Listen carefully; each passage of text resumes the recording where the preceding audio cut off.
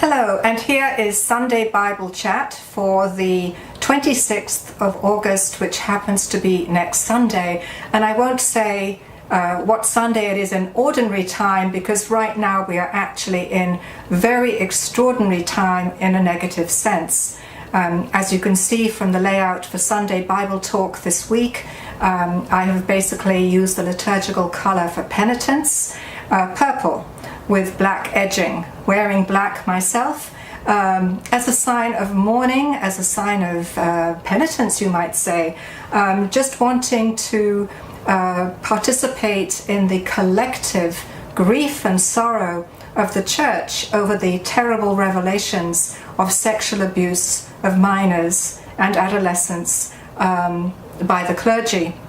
Now, of course, it's not all the clergy. We're talking about a few who have done so much damage. But just as a single wolf can damage a flock and decimate that flock, so a single cleric who is engaging in pedophilia can damage the people of God. Not just the victims that he has a power over, but also anyone who knows that person, anyone who hears the story, anyone who is remotely attached to a survivor of pedophilia.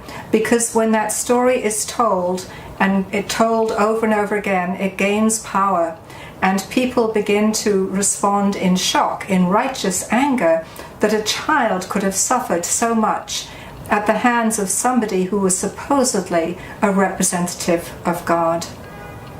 Where are the shepherds, we might ask? Where were those who would have held those wolves accountable? Where was any accountability system in place? Why were the victims hushed up with either payoffs or threats? How could this possibly happen in our church, the body of Christ, supposedly? For many, this is a faith-shaking experience, particularly if they have been unfamiliar with some of the revelations that have been coming out from as early as the 1990s.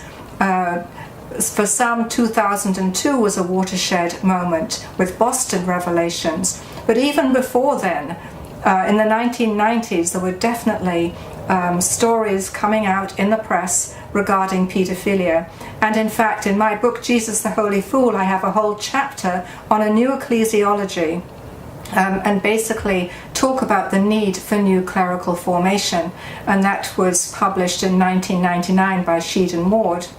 But going back to this whole terrible situation that we're in today as believers, what do we do? To whom do we go? What happens to our faith?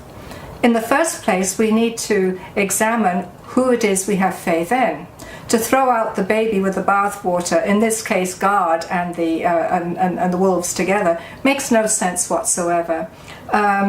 Faith in God is something separate from the misbehavior of God's representatives. And we need to be able to separate that in our own minds, that those who held the symbolic representation of God are not God. They are merely pointers to the divine presence, guides, but they are not God. And so it is then that we who have suffered so immensely with the shock waves that have come out, whether we are religious, whether we're lay, whether we're cleric ourselves, whatever it is that is our status in life, our first recourse is turning to the one who should be the center of our affections, the center of our devotion, the center of our lives. If we have put our faith in princes, then we're going to be disappointed. Princes have clay feet. They may live in sumptuous palaces, but they do not do much shining on their own, to quote, I think it was Sirach, I'm not quite sure. But anyway, when we put our faith in intermediaries, instead of having a direct, intimate relationship with God, we run the risk of having our idols broken. So in some ways, this terrible tragedy, this terrible drama, which basically is global in scope, is an opportunity for us to ask, to whom should we go? To whom should we turn? And the answer for Christians is Jesus Christ. And so it is then that this terrible moment in time is also an opportunity a doorway, you might say, into new possibilities. The doorway has to do with this. In the first place, it's time that we re-examined what the nature of priesthood happens to be. And here I'm not making a pitch for women's ordination, though by now you probably would realize what side of the equation I'm on, but rather I'm looking at priesthood, regardless of the gender of the priest. I'm looking at priesthood as an institution which needs to be re-examined. For too long, we have looked at priests as functionaries, as people who have dispensed the sacraments, as basically bureaucrats who provide the right paperwork, let's say, documentation of sacraments received so somebody can get married or somebody can be buried. But a priest is more than a dispenser of the sacraments. The priest is more than a bureaucrat. The priest is called to be a spiritual servant leader. And so it is then that our seminary formations need to focus on spirituality as the main thrust in terms of religious formation for priests. At the same time, for those of us who are not clergy, there's also the challenge to look at our own faith and to claim an adult faith which is not dependent on intermediaries. An adult faith whereby we turn to the church as a guide, we turn to the church for sustenance, but basically we assume responsibility for our own faith development. And so when shocks happen and scandals break open, our faith remains intact, because basically whatever happens out there has nothing to do with what is happening in the heart, in our own unique relationship with Jesus Christ.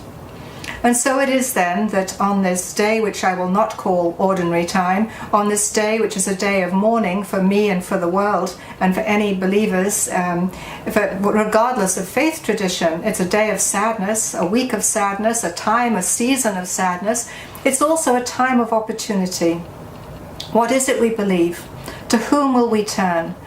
And what responsibility will we assume to make a difference in the world?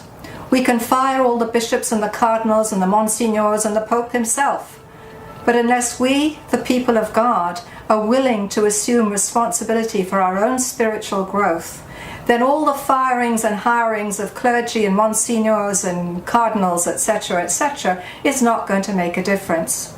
We have to assume our own role as baptized Christians in bringing about the transformation of the church.